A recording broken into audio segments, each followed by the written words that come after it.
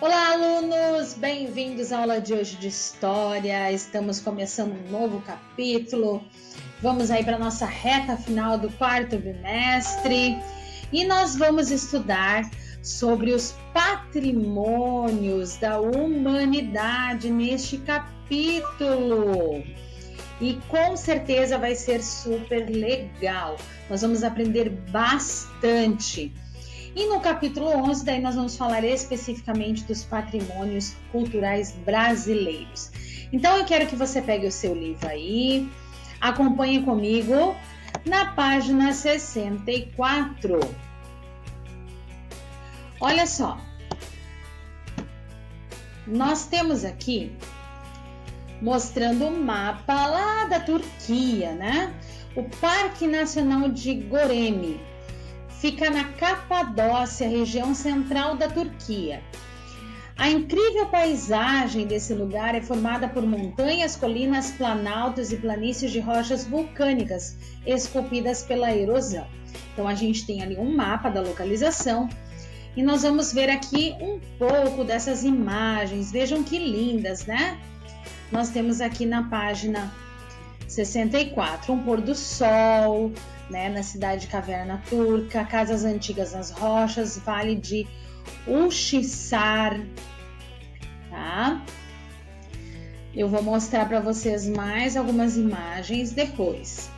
Vamos virar a página aí, vamos para a página 65.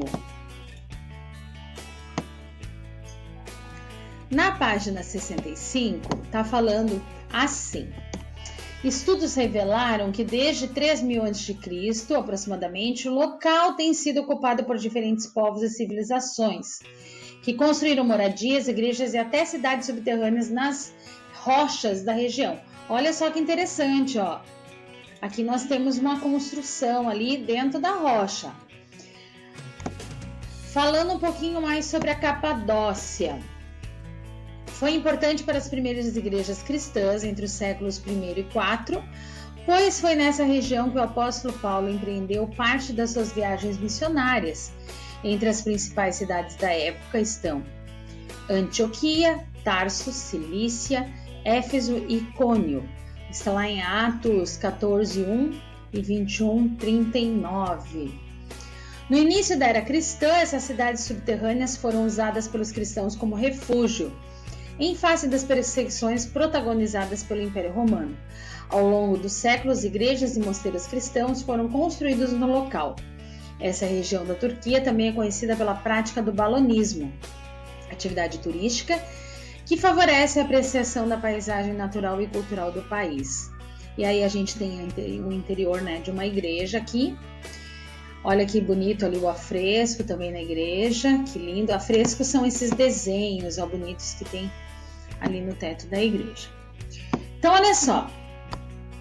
Por que essas e outras características, né? Então, por que essas características que a gente viu aí do parque faz com que ele seja considerado, então, um patrimônio mundial pela Organização das Nações Unidas para a Educação, a Ciência e a Cultura, tá?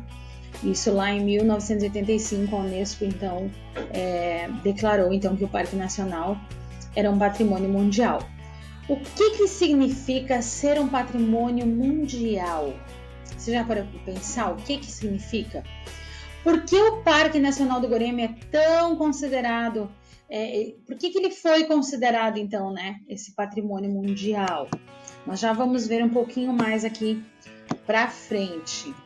A preservação do patrimônio. Tudo aquilo que atribuímos valor em nossa vida pessoal e familiar se torna um bem, isto é, algo que buscamos guardar e preservar. A casa própria é um belo, né, é um exemplo, né, de bem que a família possui ou luta para conquistar. O mesmo acontece com os bens relacionados à história e à cultura da comunidade a qual pertencemos. Os centros históricos de diversas cidades são exemplos de bens culturais cuja preservação é de interesse social, nacional e internacional. Então a gente tem aqui mais um exemplo, o Centro Histórico de João Pessoa, na Paraíba. Olha que lindo, eles pintaram, reformaram ali, né? Então, olha o que é patrimônio. Os bens, os lugares e os artefatos valiosos que representam e ilustram as paisagens naturais e culturais dos povos, do passado e do presente. Então, aquilo que é do passado, a gente consegue ver e ver para onde caminhamos no futuro, né? Nós tínhamos casas lá como a gente vê aqui na Capadócia, né? Nas rochas. Hoje eles têm outras casas mais modernas lá, né? Mas não se perdeu essa cultura, essa mostra aí, né? Das coisas, de como era lá no passado, né? Século I e IV, vejam, faz bastante tempo. Vamos aqui embaixo, ó. Para que os patrimônios de diferentes povos, países e regiões do mundo sejam valorizados e preservados, a Unesco realiza diversas ações voltadas à proteção do patrimônio mundial. Então, quando se torna um patrimônio mundial, isso torna-se responsabilidade de todos cuidar, né? Não é mais específico só do lugar, mas de todos nós cuidarmos daquele espaço, daquele lugar. Desde 1945, a Unesco é o órgão das Nações Unidas encarregado de promover a paz por meio da educação, da ciência e da cultura, tratando da preservação, presta atenção, olha ali, preservação do patrimônio cultural e natural. A Unesco objetiva que todos os povos e as culturas sejam tratados com a mesma dignidade, fortalecendo assim os laços entre as nações. Em 1972, foi realizada em Paris, na França, uma conferência geral da Unesco, da qual resultou uma lista com itens do patrimônio mundial a serem preservados. Hoje essa lista continua sendo ampliada de acordo com os critérios estabelecidos, tá? Muito bem. Olha só. Vou mostrar aqui para vocês um pouco mais lá da Capadócia, para que você possa depois responder aqui por que o Parque Nacional do Guarani é considerado um patrimônio mundial. Então, acompanhe aqui comigo essas imagens. Passeios longe e perto, mas eu quero mostrar o lugar para vocês. Então, realmente é um lugar maravilhoso. Olha que lindo. Cidade natural de Uxissar, que a gente viu ali uma foto antes, olha lá. Olha como é que eram lá as casas dentro das rochas, né? Dentro das rochas, mas aqui a gente tem umas casas mais modernas. Eu não consigo ir ali em cima da imagem, que ele fica branco a imagem, mas a gente consegue perceber ali que já tem casas, né? Mas antes eram lá na rocha. A gente consegue ver lá o fundo nas rochas que está cavado lá, né? Que eles fizeram lá dentro da rocha, então a casa dele, certo? Cidade subterrânea de Caimakli, olha lá, escavada em pedras vulcânicas, tá? Serviu para os primeiros cristãos se protegessem das perseguições que sofriam. Olha que interessante esse lugar. Claro, agora tem luz ali dentro, né? Para que as pessoas possam visitar e ver ali o lugar. Mas olha que interessante, onde os cristãos então se escondiam aí, né? Para fugir então da perseguição. Por ter sido um importante centro cristão nos primórdios da Idade Média, que foi o que a gente viu ali no livro, né? Que falou sobre Paulo, a cidade conta com 356 igrejas esculpidas nas rochas. As paredes são decoradas com primitivos afrescos do século XI e XII. Além disso, a cidade possui tradição na fabricação de tapetes orientais. Então vamos ver aqui mais para baixo. Temos mais algumas imagens, olha aí que interessante. Novamente a gente tem ali aquele espaço com as rochas, né? Bem destacando onde tinham ali as casas que eles então faziam nas rochas e casas mais modernas. Por isso a gente tem o passado e o presente, né? A gente consegue comparar aí. Vamos mais aqui. Os passeios de balão, então, que a gente já viu lá. Voar pelos céus da Capadócia a bordo de um balão de ar quente, observando a formação geológica única da região, é um passeio inesquecível.